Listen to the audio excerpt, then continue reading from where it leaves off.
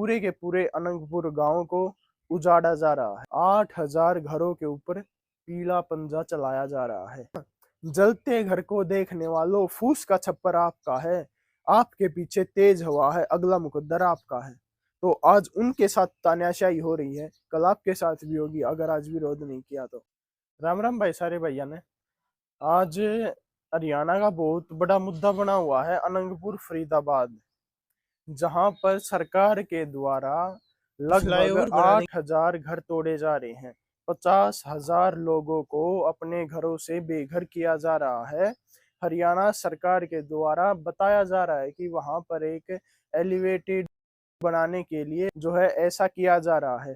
पूरे के पूरे अनंगपुर गांव को उजाड़ा जा रहा है। और इसमें जो भाजपा सरकार ये कहती है, हमें ये बात समझ में नहीं आ रही। एक तरफ तो भाजपा सरकार ये कहती है कि हम गरीब लोगों को मकान देंगे, घर बना कर देंगे, जिनके पास रहने की व्यवस्था नहीं है हम उनको सुविधा देंगे। और एक तरफ फिर 50,000 लोगों को बेघर किया जा रहा है। ये कोई छोटा आंकड़ा नहीं है। 8,000 घरों के ऊपर पीला पंजा चलाया जा रहा है। पहले यूपी के अंदर जब मकान तोड़े जा रहे थे तो उस टाइम पर सब लोग खुश थे कि ये तो मुस्लिम के तोड़ रहे हैं, ऐसे तोड़ रहे हैं, वैसे तोड़ रहे हैं। लेकिन वो कल वहां पर भी गलत था। राम मंदिर बना उस समय अयोध्या के अंदर, बहुत सारे मकान तोड़े गए, वो भी बहुत ज्यादा गलत थे। और उसके बाद अब आप देख रहे हैं कि हरियाणा के गांव गांव में जहां पर सरपंच ये बोल देते हैं कि कोई पहले की जो पंचायती जमीन या कोई ऐसी जमीन है जिस पर कोई रह रहा है, किसी का घर है, तो वो घर भी हरियाणा के अलग अलग गांव में तोड़े जा रहे हैं। और आप पानीपत की भी आपने फिलहाल खबर देखी होगी, या और भी मतलब हरियाणा के अलग अलग जिलों के अंदर ऐसे मामले सामने आ रहे हैं। तो मैं आपको ये बताना चाहता हूँ कि आपका गांव भी इससे बहुत ज्यादा दूर नहीं है। पानीपत की जो वहां पर बाजार है, उसके अंदर भी बहुत सारी जो दुकान है उनको तोड़ा जा रहा है। तो ये सरकार जो विकास का नाम लेती है कि हम विकास करेंगे, घर तोड़कर किसका विकास करोगे तुम? लोगों को बेघर किया जा रहा है। और हम तो ये कहना चाहते हैं आपको कि और सुविधा क्यों चाहिए। लोग बोल रहे हैं कि अगर हमारे मकान तोड़ रहे हैं तो हमें जो है फ्लैट वगैरह की सुविधा दी जाए। क्यों आपको वो चाहिए? आपका गांव ही आपके लिए सर्वोत्तम होना चाहिए। अपने गांव को न छोड़ें। और जहां वहां पर जो है सरकार अपनी तानाशाही कर रही है अंगनपुर के अंदर, वहां पर पंचायत भी है। और जो ये मामला बनाया हुआ है, एक बात उससे पहले ये मैं कहना चाहता हूँ आपको, जब किसान आंदोलन था उस टाइम पर जिन लोगों के साथ आज ऐसे ये सब हो रहा है, सरकार की तानाशाही हो रही है, उस समय पर वो किसान आंदोलन को कहते थे कि ये तो सिर्फ किसानों का मामला है, हमें इससे क्या।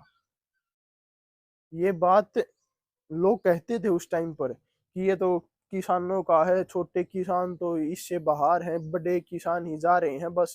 और मतलब बहुत सारे लोग ऐसे भी थे जो उस समय साथ थे। लेकिन एक बहुत बड़ी आबादी उस समय पर किसानों के साथ नहीं थी। और जो अभी ये मुद्दा बनाया हुआ है कि गुर्जर समाज के वहां पर मकान है, तो केवल मतलब गुर्जरों की पंचायत या फिर जो मतलब गुर्जर भाईचारा है वो वहां पर आए।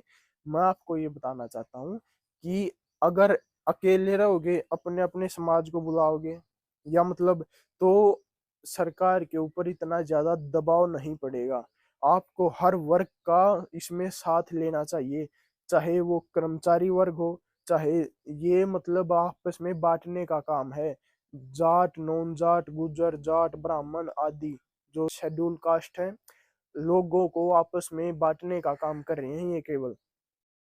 हमारी संसद के अंदर जो जाति गणना का प्रस्ताव आया था वो भी पास हो चुका है। हमें ये समझ में नहीं आ रहा कि ये सरकार लोगों को जातियों में क्यों बांट रही है।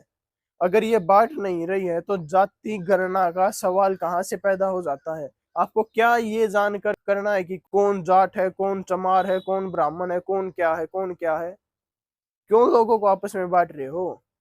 केवल अपनी राजनीतिक महत्वाकांक्षा के लिए लोगों को तोड़ा जा रहा है। सीधी सीधी बात ये है। फिलहाल अंगनपुर पे अगर हम बात करें तो वहां पर जो है आजादी के पहले से वो गांव वहां पर बसा हुआ है और उनके पास डॉक्यूमेंट्स भी हैं सारे वहां के।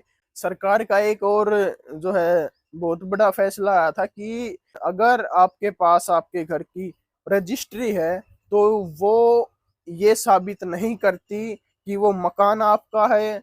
उस गांव जो अंगनपुर गांव है, आजादी के पहले से वो गांव वहां पर बसा हुआ है, उनके पास डॉक्यूमेंट्स भी हैं। फिर भी पता नहीं ये किसकी साजिश है। हम इसको साजिश ही कहेंगे, ये नहीं कहेंगे कि हो सकता है नहीं हो सकता। ये सीधे सीधे ये बात नजर आ रही है कि ये सरकार जानबूझकर लोगों के घर उजाड़ रही है। बहन बेटियों को वहां से उजाड़ा जा रहा है, उनके मकान तोड़कर उनको बाहर निकाला जा रहा है, सारा सामान अंदर ही उनका दबाया जा रहा है। क्यों ये तानाशाही की जा रही है सरकार के द्वारा? जो ये सरकार, और वहां पर एक बीजेपी का मंत्री भी आया था, वो बोल रहा था कि हमारी सरकार ऐसी चीजों के पक्ष में नहीं है, हम इसको रोकेंगे रोकेंगे। और रोकने के चक्कर में वहां पर प्रतिदिन लोगों के घर उजाड़े जा रहे हैं, पीड़ा पंजर वहां पर चलाया जा रहा है। जो इतना बढ़ा चढ़ा कर जिसको कुछ समय पहले पीड़ा पंजों को मतलब ये दिखाया गया था कि ये तो बहुत ही शानदार काम हो रहा है, अब आपको पता चला। और जो लोग आज इसका विरोध नहीं कर रहे हैं, कल आपका भी नंबर आएगा। वो कहते हैं ना, जलते घर को देखने वालों, फूस का छप्पर आपका है, आपके पीछे तेज हवा है, अगला मुकद्दर आपका है। तो आज उनके साथ तानाशाही हो रही है, कल आपके साथ भी होगी अगर आज विरोध नहीं किया तो। हर एक काम लगभग सरकार लोगों के हित में नहीं कर रही है, सारी उनके अहित में, सारी उनको कुचलने के लिए प्रतिदिन टैक्स पे टैक्स लगाया जा रहा है। कोई भी इसका विरोध नहीं कर रहा है। कितने दिन तक आप विरोध नहीं करोगे? धीरे धीरे करके आपको वही पुरानी गुलामी के अंदर लेके जाया जा रहा है। अगर मेरी बातें गलत हो तो आप कमेंट में अपने विचार साझा कर सकते हैं, और अगर सही भी हो तो भी आप बताइएगा। जो सरकार आज तानाशाही कर रही है, हर चीज को आपकी डिजिटल आईडी के साथ जोड़ा जा रहा है, जो आज आप विरोध कर पा रहे हैं, आने वाले समय में आप विरोध करने के लायक नहीं रहेंगे, ऐसा सरकार अपना काम कर रही है। तानाशाही बिल्कुल बढ़ती जा रही है। हर आपके दस्तावेज को, हर कागज को आधार कार्ड के साथ आपको आपके जोड़ा जा रहा है। और डॉक्टर देवेंद्र बलारा जी की बात मैं एक यहाँ पर कोट करना चाहूंगा। जो वो पहले बोलते थे कि जो ये CAA और NRC अमित शाह और ये मतलब लेके आई है सरकार, ये बहुत ही गलत है। जो ये मुस्लिम या रोहिंग्या या मतलब ऐसे लोगों के लिए बोल रही थी उस समय पर, वो देवेंद्र बलारा जी पहले ही बता रहे थे कि आने वाले समय में अब तो ये मुस्लिम या उनका नाम ले रहे हैं, आने वाले समय में हिंदुओं को भी उजाड़ा जाएगा। जो अपने आप को ये हिंदू हिंदू बोलते हैं ना, तुम्हारे घर भी उजाड़े जाएंगे, क्योंकि जो लोग शहरों में रहते हैं वो शरणार्थी बन चुके हैं। गांव के लोग ही असली मालिक हैं। जिनकी 3 पीढ़ी से ज्यादा गांव के अंदर रहती आ रही हैं, वो ही लोग जो है गांव के या देश के असली मालिक हैं। जो भारत सरकार बोला जाता है, वो गांव को ही भारत सरकार बोला जाता है।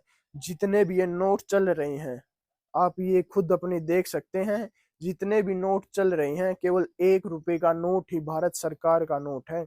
बाकी सारे note central government, guaranteed by the central government. आप उनके ऊपर लिखा भी देख सकते हैं, 2 रुपए से लेकर और 500 रुपए के नोट तक ये आपको ऊपर लिखा दिखाई दे जाएगा। RBI तो उनको छापता है, और उसकी गारंटी को कौन देता है? Guaranteed by the central government. और जो ये नोट है, ये केवल नोट है, ये असली रुपया नहीं है। इसके ऊपर लिखा भी हुआ है, मैं धार अगर आपके पास 10 रुपए का नोट है तो बकायदा इसके ऊपर लिखा हुआ है, मैं धारक को 10 रुपए देने का वचन अदा करता हूँ। ये 10 रुपए नहीं है, ये 10 रुपए का नोट है। उसके नीचे आपके गवर्नर के हस्ताक्षर भी हैं। आप ये देख सकते हैं, आप बैंक में ये आवेदन भी दे सकते हैं कि मेरे को मेरे 10 रुपए चाहिए, ये आपके नोट है, इस नोट को आप लीजिए और मेरे को जो असली 10 रुपए हैं वो दीजिए। क्या आपको जानकारी है कि वास्तविक रुपया क्या है, असली रुपया क्या है? नहीं पता होगा। जो नए साथी देख रहे हैं उनको नहीं पता होगा कि वास्तविक रुपया क्या है, क्या मूल्य है आपके रुपये की। क्या सरकार ऐसे ही नोट छाप देती है? क्या इनका कोई पैमाना नहीं है? आरबीआई है जो, जब आरबीआई बनाया गया, रिजर्व बैंक ऑफ इंडिया, तो उसमें सोना रिजर्व रखा गया था। उसके बाद जितना सोना जो है आरबीआई के पास है वो उतने ही नोट छाप सकती है। आरबीआई के पास लगभग 800 मैट्रिक टन सोना है फिलहाल, और वो मतलब लगभग 300-400 टन सोना तो वहां पर जो है इंग्लैंड में जमा है। और ये जब 2014 में मोदी सरकार बनी थी उस टाइम पर भी उसने भेजा था, 2019 में भी भेजा था उसने। जब ये पूछा गया, संसद में बहस हुई कि आप वहां पर सोना क्यों भेज रहे हैं, तो सरकार ने कहा, भाजपा सरकार ने ये बताया कि हम उसको मतलब वहां पर सिक्योरिटी पर्पज के लिए भेज रहे हैं। क्या यहाँ पर उसकी सिक्योरिटी नहीं हो सकती? और एक आपने ये न्यूज़ भी देखी होगी, आदिवासियों को उजाड़ा जा रहा है, उनके जो जंगल हैं वो उजाड़े जा रहे हैं। किसके लिए? आदिवासियों को क्यों उजाड़ा जा रहा है? क्यों इतने पेड़ काटे जा रहे हैं? एक तरफ तो भाजपा सरकार ये बोलती है, हमारे देश के प्रधानमंत्री ये बोलते हैं कि एक पेड़ माँ के नाम, आप पेड़ लगाएं, ज्यादा से ज्यादा लगाएं। तो मतलब एक तरफ तो सरकार ये बोलती है और दूसरी तरफ जो मतलब लगे लगाए पेड़ हैं, इतने बड़े बड़े पेड़ हैं, जंगल के जंगल जो है सरकार उजाड़ रही है। किसके लिए? केवल और केवल कॉरपोरेट्स के लिए। क्यों हमारे पर्यावरण को नुकसान पहुंचाया जा रहा है जानबूझकर? क्यों इतना कंपनियों के लिए सरकार काम कर रही है? इन सभी बातों को देखते हुए ये कहना गलत नहीं होगा कि सरकार कॉरपोरेट्स की गुलाम है। अगर गलत है तो आप बताइए, मैं भी आपसे पूछ रहा हूँ, क्या ये बात गलत है? जब ये सारे प्रकरण हम मिला के देख रहे हैं तो ये साफ साफ नजर आ रहा है कि सरकार कॉरपोरेट्स की गुलाम हो चुकी है और जितने भी नियम कानून लेके आ रही है सारे और सारे उनके फायदे में लेके आए जा रहे हैं। जनता के ऊपर टैक्स का बोझ बढ़ाया जा रहा है।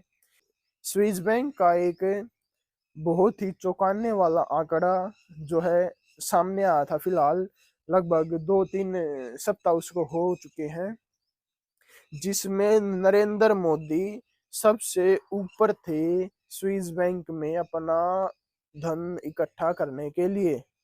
वो लगभग लाखों करोड़ों में वो आंकड़ा था। उसके बाद अमित शाह, उसके बाद इनके जो मेन मंत्री हैं, ये सारा जनता के खून पसीने की कमाई चूस कर और ये अपने खाते भर रहे हैं। पीएम केयर है जो, पीएम केयर फंड जो, वो बीमारी आई थी उस टाइम पर उसने वो खोला था कि हमको पैसे दो, लोगों ने इतना पैसा उसको दे दिया।